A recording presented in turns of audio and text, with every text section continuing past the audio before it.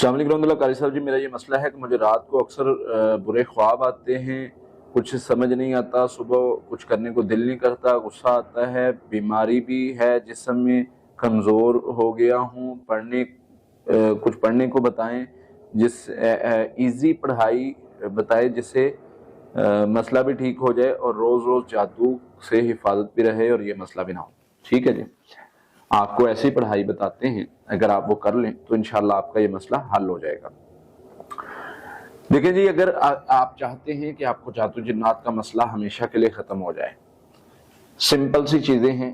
سورہ فاتحہ، سورہ بقرہ کی آخری دو آیات، آخری تین کل، یہ تو پڑھنا ہی پڑے گا آپ کو۔ اس کے ساتھ لا حول ولا قوت الا باللہ، اعوذ باللہ ملا دیں۔ یہ اوپر والی پڑھائی 7 مرتبہ اعوذ باللہ اور لا حول ولا قوت الا باللہ 300 مرتبہ، یہ صبح شام شروع کر لیں۔ دم سنیں، کوئی بھی شر ہوگا وہ ختم ہو جائے گا۔ جو کنڈیشنز آپ نے بتائی ہیں، اس کے لیے آپ کو رات کو سوتے ہوئے باوضو ہو کے سونا ضروری ہے اور آیت الکرسی پڑھ کے سونا ضروری ہے۔ یہ آپ کا مسئلہ حل ہو جائے گا۔ مسئلہ کوئی بڑا نہیں ہے، لیکن آپ زیادہ خوف زدہ اور اس کو اپنے اوپر سوار کیے ہوئے ہیں۔ ذکر اور نماز کے ساتھ جڑے رہیں تاکہ آپ کے معاملات بہتر ہو جائیں۔ السلام علیکم ورحمۃ اللہ۔ قاری صاحب، پہلے گھر سے گندی سمیل آتی تھی، نماز پڑھتے ہوئے آگے سے گوبر کی سمیل آتی تھی، اچانک آنکھ کھل جانی، اس طرح کے بہت سارے مسائل ہوتے تھے، ڈیفرنٹ طرح کی سمیل آتی ہے اور گھر میں بہت سارے مسئلے ہیں۔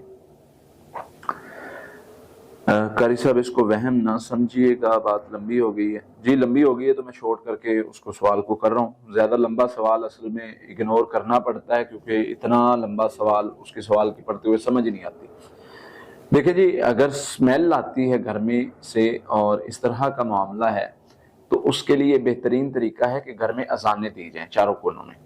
اذانوں سے یہ ہوگا کہ کوئی بھی شر ہے وہ جنات کا ہے یا کسی بھی چیز کا ہے تو وہ اللہ کی رحمت سے، اللہ کی فضل سے وہ ختم ہو جائے گا۔